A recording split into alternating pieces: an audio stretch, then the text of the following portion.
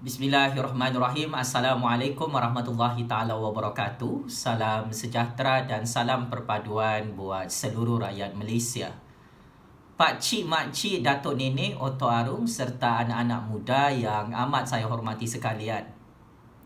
Akhirnya, Duli Yang Maha Mulia Tuanku Yang di-Pertuan Agong dan Istana Negara Kuala Lumpur mengeluarkan kenyataan media rasmi yang cukup special hari ini, Pak Cik, Mak Cik.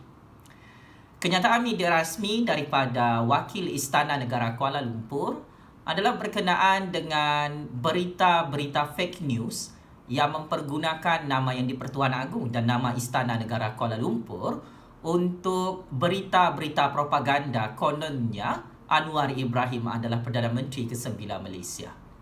Maka saya Jufazli Syih Ahmad sebagai penganalisis politik bebas ingin mengulas dan membahaskan kenyataan media rasmi daripada Wakil Istana Negara Kuala Lumpur. Ampun Tuanku Duli Yang Maha Mulia Tuanku Yang di-Pertuan Agong, patih menjunjung kasih titah perintah Duli Yang Maha Mulia Tuanku Yang di-Pertuan Agong yang memberi amaran terakhir kepada Cyber Troopers PKR dalam semua platform media sosial WhatsApp. Beberapa hari ini, gambar Duli Yang Maha Mulia Tuanku Yang di-Pertuan Agong dan Anwar Ibrahim telah disebarkan sebagai berita palsu. Kononnya Anwar Ibrahim telah menyerahkan senarai nama ahli-ahli parlimen kepada Duli Yang Maha Mulia Tuanku Yang di-Pertuan Agong. Sedangkan gambar itu adalah gambar lama dan Yang di-Pertuan Agong tidak pernah menerima apa-apa senarai nama ahli-ahli parlimen yang menyokong Anwar Ibrahim sebagai Perdana Menteri ke-9 Malaysia. Perkara fake news yang tersebar luas juga adalah berkenaan dengan jumlah 121 ahli-ahli parlimen senarai nama mereka yang tersebar luas di dalam WhatsApp bermula 24 jam yang lalu. Maka hal ini dilihat oleh Yang di-Pertuan Agong dan Wakil Istana Negara Kuala Lumpur sebagai satu masalah besar yang mengancam keamanan di dalam negara Malaysia dan mengancam kestabilan politik dalam negara Malaysia. Anwar Ibrahim dan Cyber Troopers berbayar di dalam Parti Keadilan Rakyat maupun dalam Pakatan Harapan perlu menghentikan berita-berita propaganda, berita-berita palsu, berita-berita fake news di dalam semua grup-grup WhatsApp politik mereka. Kerana sepanjang kenyataan Istana Negara Kuala Lumpur sebentar tadi, secara jelas dan terang, berita-berita palsu itu mempergunakan nama Yang di-Pertuan Agong dan mempergunakan nama Istana Negara Kuala Lumpur. Paling memalukan ialah Wakil Istana Negara Kuala Lumpur menyebut tentang beberapa individu yang memberi kenyataan palsu kepada media rasmi di dalam negara Malaysia. Anwar Ibrahim sejak bulan September 2020 yang lalu mempergunakan nama Yang di-Pertuan Agong. Dia menyatakan bahawa dia telah menghubungi Yang di-Pertuan Agong dan dia telah mempergunakan nama Yang di-Pertuan Agong untuk menghadap ke Istana Negara Kuala Lumpur tentang pertukaran kerajaan di Putrajaya. Maka saya kira Anwar Ibrahim dan beberapa orang pemimpin PKR dan Pakatan Harapan yang memainkan isu berita propaganda palsu tentang jawatan Perdana Menteri ke-9 Malaysia ini telah mencemar nama baik Duli Yang Maha Mulia Tuanku Yang di-Pertuan Agong di Istana Negara Kuala Lumpur.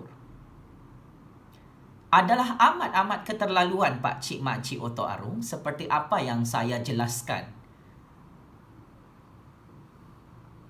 sepanjang beberapa minggu ini. Anwar Ibrahim, PKR dan Pakatan Harapan mengeksploitasi nama Yang di-Pertuan Agong dan mempergunakan nama Yang di-Pertuan Agong, mempergunakan nama Istana Negara Kuala Lumpur untuk menyebarkan berita-berita palsu tentang jawatan Perdana Menteri ke-9 Malaysia.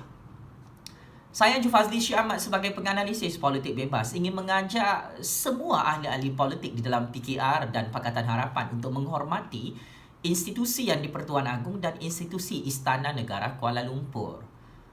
Apabila isu jawatan Perdana Menteri ke-9 Malaysia ini ditunggang dengan berita-berita palsu yang memburukkan nama institusi Yang di-Pertuan Agong, maka Yang di-Pertuan Agong dan Istana Negara Kuala Lumpur boleh mengambil tindakan undang-undang kepada Anwar Ibrahim dan Cyber Troopers Anwar Ibrahim di dalam Parti Keadilan Rakyat.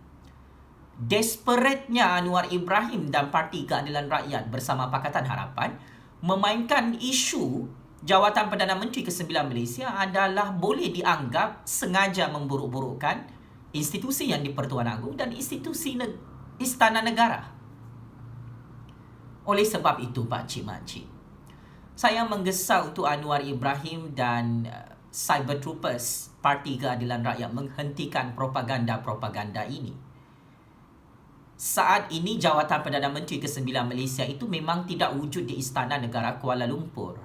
Saat ini Duli Yang Maha Mulia Tuanku Yang di-Pertuan Agong tidak pernah menerima Anwar Ibrahim untuk menghadap di Istana Negara Kuala Lumpur. Maka segala gambar-gambar Anwar Ibrahim yang viral menghadap Yang di-Pertuan Agong, menghantar senarai nama ahli-ahli parlimen itu adalah fake news, pakcik-makcik. Itu adalah memburuk-burukkan nama Yang di-Pertuan Agong dan Istana Negara Kuala Lumpur. Dan menyebarkan senarai nama palsu ahli-ahli parlimen itu menjejaskan kestabilan politik dan menjejaskan keamanan negara Persekutuan Malaysia. Ia menjejaskan keselamatan dan keamanan rakyat Malaysia. Sebab itu hari ini saya menyokong penuh kenyataan Yang di-Pertuan Agong yang bersikap tegas dengan mana-mana pihak yang menyebarkan berita-berita palsu tentang Anwar Ibrahim menjadi Perdana Menteri ke-9 Malaysia. Ia tidak pernah berlaku dan tidak akan berlaku, pakcik-makcik. Oleh sebab itu, sedarlah daripada mimpi yang lena, wahai Datuk Seri Anwar Ibrahim dan ahli-ahli PKR dalam Pakatan Harapan. Berhentilah menyebarkan berita-berita propaganda fake news untuk menyedapkan hati anda semua. Istana Negara Kuala Lumpur tidak pernah mengumumkan tarikh rasmi untuk Anwar Ibrahim mengangkat sumpah sebagai Perdana Menteri ke-9 Malaysia. Istana Negara Kuala Lumpur tidak pernah mengumumkan Anwar Ibrahim diterima menghadap Yang di-Pertuan Agong sehingga hari ini, 5 Oktober 2020, hari Isnin. Gambar-gambar palsu yang tidak dikemas kini disebarkan oleh Cyber Troopers PKR untuk membuat persepsi-persepsi politik kotor yang tidak matang mencemarkan nama baik Yang di-Pertuan Agong dan Istana Negara Kuala Lumpur wajar untuk dikecam. Maka benarlah kata-kata saya, pakcik-makcik.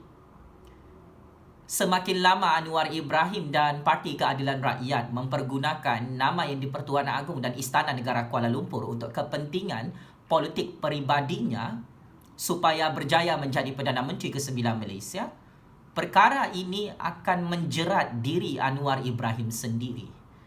Dan perkara ini akan terus menggagalkan Anwar Ibrahim untuk menjadi Perdana Menteri ke-9 Malaysia.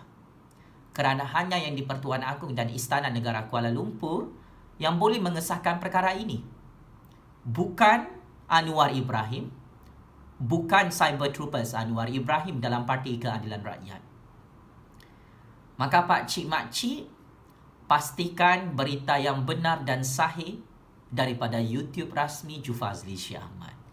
Daulat tuanku Yang di-Pertuan Agong patut menjunjung kasih titah perintah Yang di-Pertuan Agong untuk nama Yang di-Pertuan Agong dan Istana Negara Kuala Lumpur tidak dieksploitasi dan tidak dipergunakan oleh mana-mana pihak tentang berita-berita palsu jawatan Perdana Menteri ke-9 Malaysia yang tidak pernah wujud dalam negara Malaysia ini. Daulat tuanku Yang di-Pertuan Agong, daulat tuanku Raja-Raja Melayu, checkmate and game over. Anwar Ibrahim dan penyokong-penyokongnya dalam PKR yang berhalusinasi menyebarkan berita-berita palsu memburuk-burukkan nama Yang di-Pertuan Agong dan Istana Negara Kuala Lumpur. Terima kasih.